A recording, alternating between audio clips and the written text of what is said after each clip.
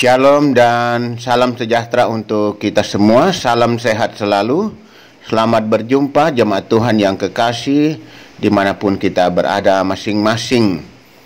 Kita berjumpa kembali melalui renungan harian edisi Jumat tanggal 12 Maret 2021.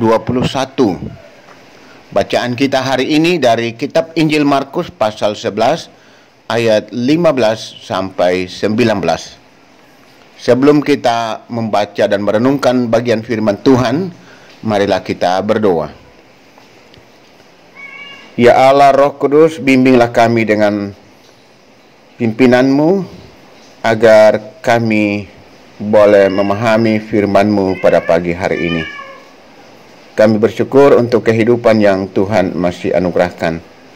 Dan karena itulah kami mau memaknai hidup ini dengan terus melakukan apa yang baik dan berkenan di mata Tuhan. Firman-Mu akan menuntun kami, Firman-Mu akan mengarahkan setiap langkah hidup kami. Ya Tuhan, bersabdalah, kami telah siap untuk mendengarkan. Di dalam Yesus Kristus, Tuhan kekuatan kami berdoa. Amin. Markus pasal 11 ayat 15 sampai 19. Yesus menyucikan bait Allah. Lalu tibalah Yesus dan murid-muridnya di Yerusalem. Sesudah Yesus masuk ke bait Allah, mulailah ia mengusir orang-orang yang berjual beli di halaman bait Allah. Meja-meja penukar uang dan bangku-bangku pedagang merpati dibalikkannya. Dan ia tidak memperbolehkan orang membawa barang-barang melintasi halaman bait Allah. Lalu ia mengajar mereka, katanya, bukankah ada tertulis, rumahku akan disebut rumah doa bagi segala bangsa? Tetapi kamu ini telah menjadikannya sarang penyamun. Imam-imam kepala dan ahli-ahli Taurat mendengar tentang peristiwa itu, dan mereka berusaha untuk membinasakan dia, sebab mereka takut kepadanya, melihat seluruh orang banyak takjub akan pengajarannya. Menjelang malam, mereka keluar lagi dari kota. Rumahku adalah rumah doa. Tema renungan kita hari ini. Saudara-saudaraku jemaat Tuhan yang kekasih dan diberkati Tuhan Yesus Kristus. Perabotan rumah tangga memiliki kegunaan yang berbeda-beda. Dan memang pada dasarnya alat-alat tersebut dibuat untuk membantu pekerjaan manusia. Namun, berkat kreativitas manusia, maka banyak perabotan rumah tangga yang diolah dan dibuat sedemikian rupa, sehingga menghasilkan alat yang baru dan memiliki fungsi yang berbeda. Tindakan mengubah fungsi sesuatu juga pernah dilakukan oleh orang-orang di Yerusalem pada zaman Yesus. Bukan alat atau perabotan rumah tangga yang mereka ubah fungsinya, tetapi bait Allah. Bait Allah merupakan tempat untuk berdoa, beribadah, mendengarkan Taurat atau pengajaran firman Tuhan, dan menerima pengajaran dari imam. Tetapi sayangnya pada waktu itu bait Allah tidak lagi menjadi tempat yang kudus bagi orang-orang percaya, karena orang-orang telah menjadikan halaman bait Allah sebagai tempat berjualan. Tempat kudus artinya tempat yang khusus, dikhususkan. Jadi tempat ibadah atau bait Allah adalah tempat yang dikhususkan untuk beribadah, memuji memuliakan Tuhan, menyembah Tuhan. Bukan untuk kita gunakan dengan segala kegiatan yang tidak berkaitan dengan ibadah. Saudara-saudara yang dikasihi dan diberkati Tuhan Yesus Kristus, pada waktu itu mereka telah menjadikan bait Allah sebagai tempat berjualan, sehingga tempat itu tidak lagi menjadi kudus. Tempat itu sudah menjadi kotor, ya, karena banyak sampah akibat dijadikan tempat berjualan. Hal inilah yang membuat Yesus mengusir mereka. Para imam membiarkan bait Allah, padahal mereka bertugas untuk memelihara kekudusannya. Bait Allah seharusnya menjadi rumah doa bagi segala bangsa, tetapi telah menjadi sarang penyamun. Apa yang dilakukan oleh imam-imam dan orang-orang Yerusalem adalah tindakan yang bertentangan dengan apa yang seharusnya mereka lakukan. Tindakan Yesus mengusir mereka supaya mereka mengerti arti dan tujuan dari bait Allah. Yesus hendak menekankan dan mengajarkan bahwa bait Allah adalah tempat yang kudus, serta penyelenggaraan ibadah harus dilaksanakan dengan penuh kesucian dan menjaga kekudusannya. Karena itu, dalam konteks kita masa kini, tidaklah tepat kalau di dalam gedung gereja tempat kita beribadah, orang juga menjadikan itu tempat makan dan minum, bahkan mungkin ada yang merokok. Tempat itu tidak lagi menjadi kudus, tidak lagi menjadi bersih, sehingga kita kurang merasa nyaman untuk beribadah. Karena itu saudara-saudara yang dikasihi dan diberkati Tuhan Yesus Kristus, menjaga kekudusan hidup sangatlah penting. Kita terbatas, tetapi kita dituntut untuk memiliki hidup yang kudus dalam sepanjang hidup kita. Karena itu, jadikanlah rumah Tuhan sebagai tempat untuk menghayati kebaikannya, kasih dan berkat-Nya. Kiranya Tuhan akan senantiasa menolong dan memperlengkapi kita setiap kali kita berkunjung ke rumah Tuhan, tempat ibadah, sehingga kita sungguh-sungguh menikmati perjumpaan dengan Tuhan dalam kehidupan kita di tempat yang kudus, bait Allah, rumah Tuhan, atau ruang gereja pada konteks kita masa kini. Tuhan kiranya menuntun kita, membimbing kita, dan memberkati kita. Amin. Saudara-saudara, marilah kita tenang dan kita berdoa. Ya Tuhan, hidup kami adalah bait Allah.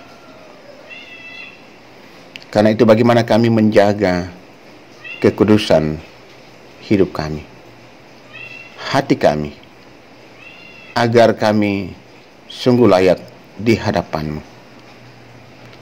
Lebih dari itu Tuhan, juga kami dalam kebersamaan membangun bait Allah, rumah Tuhan, tempat beribadah, gedung gereja, untuk kami tempati sebagai tempat untuk menyembah Tuhan, memuji dan memuliakan Engkau secara khusus.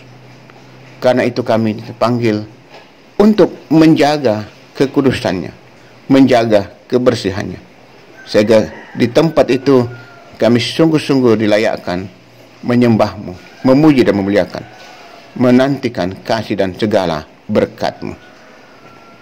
Ya Allah Bapa di sorga, berkati kami segenap umat-Mu yang boleh menerima firman-Mu hari ini, segenap kami jemaat Tuhan di Jemaat Rama, pun saudara-saudara kami yang lain, sebagai saudara bersaudara di dalam Tuhan, yang boleh menikmati firman-Mu. Berkati kami semua Tuhan. Ya Allah Bapa Surgawi, kami juga selalu mendoakan persekutuan kami. Berkati ya Tuhan, jemaat Tuhan di Jemaat Rama.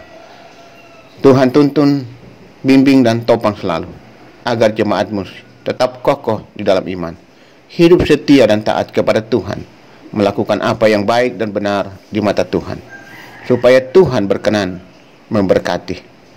Tuhan tetap menolong kami, menguatkan kami, menghadapi dan menjalani kehidupan ini, terutama sampai hari ini di masa-masa sulit karena dampak virus corona.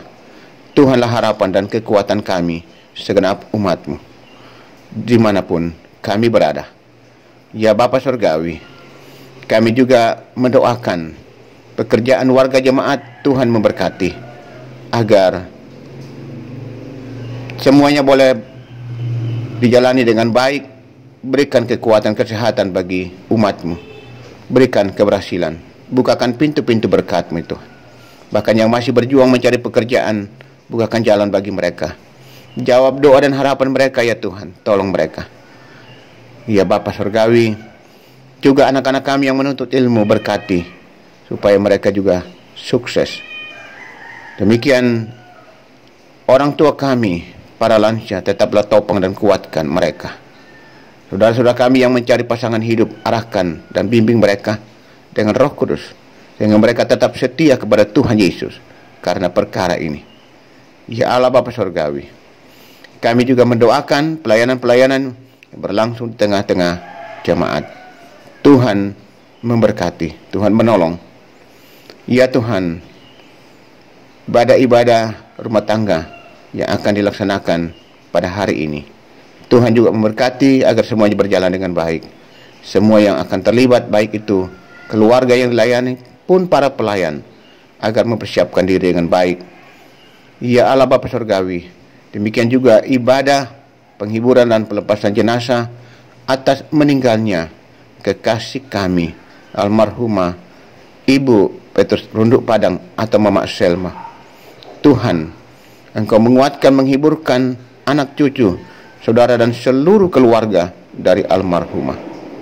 Kepadamu kami bawa duka cita yang dialami saudara kami, keluarga kami, jemaat Tuhan di Jemaat Rama. Ya Allah Bapa Surgawi, juga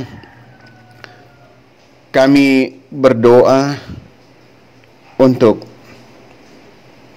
saudara-saudara kami yang boleh mengucap syukur atas kasih, anugerah dan berkat Tuhan, yang boleh berulang tahun, yang boleh merayakan ulang tahun perkawinan, yang sudah sembuh dari sakit, yang naik pangkat, lulus ujian, dan berbagai hal yang mereka alami, dikaruniai anak, cucu, dan berbagai hal yang lain.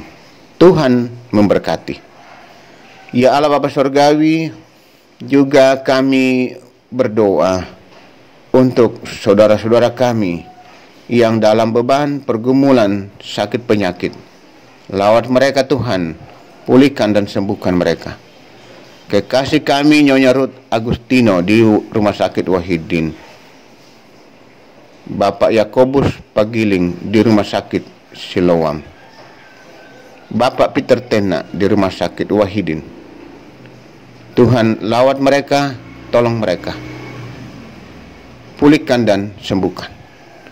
Demikian ya Tuhan, kami terus mendukung dan mendoakan saudara-saudara kami yang karena faktor usia di rumah, juga yang sudah begitu lama dalam beban pergumulan sakit di rumah.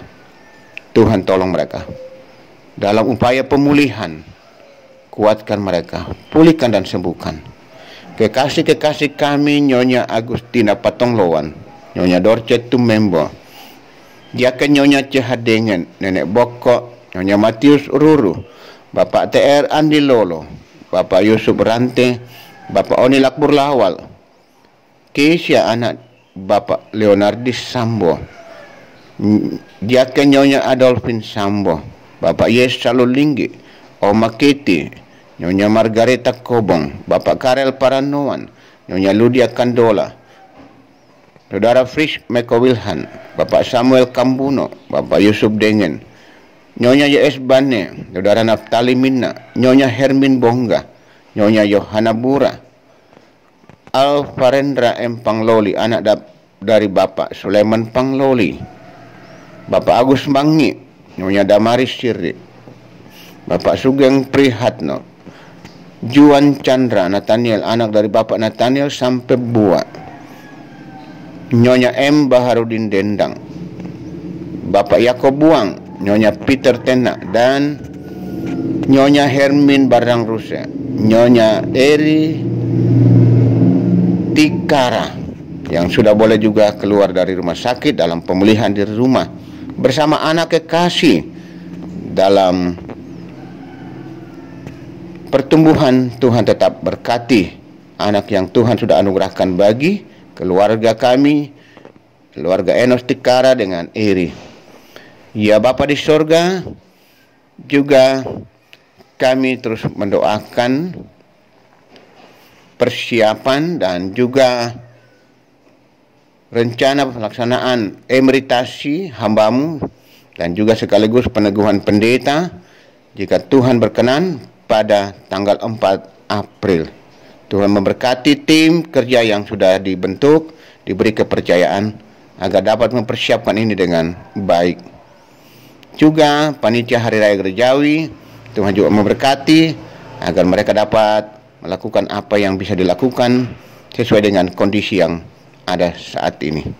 Tuhan juga memberkati pemerintah bangsa dan negara kami dalam upaya untuk pemutusan mata rantai penyebaran virus corona. Tuhan tolong pemerintah kami juga dalam memulihkan kondisi ekonomi pada masa kini. Lindungi kami semua Tuhan, berkati kami, tolong kami, segenap kami umat-Mu yang juga adalah bagian dari masyarakat bangsa dan negara ini. Ini kami Tuhan, ampunilah dosa-dosa dan kesalahan kami. Kasihani kami Tuhan, dengarkan doa kami. Kami selalu berdoa, berseru dan berserah di dalam kuasa dan kasih pengampunan Tuhan Yesus Kristus, Tuhan dan Juru Selamat penebus kami. Amin. Demikianlah renungan kita pada hari ini. Selamat beraktivitas, Tuhan menyertai dan memberkati kita selalu.